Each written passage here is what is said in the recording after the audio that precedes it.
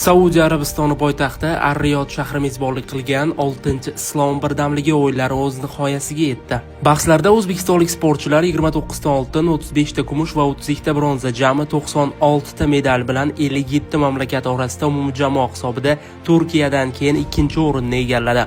Ushbu natija orqali vatanimiz delegatsiyasi Eron, Misr, Bahrayn, Qozog'iston va Nigeriya kabi nomdor jamoalarni ortda qoldirdi. Musobaqalarning yopilish marosimida O'zbekiston jamoasi ham maxsus paradda ishtirok etdi. 6-chi Islom birdamligi o'yinlari chempionlari Akbar Jo'rayev va Aktengi Keunumjayeva vatanimiz jamoasiga bayroqdorlik qildi. 7-chi Islom birdamligi o'yinlarining mezbonligi esa Malayziya davlatiga ishonib topshirildi. Malayziya vakillari musobaqa bayrog'ini qabul qilib oldi.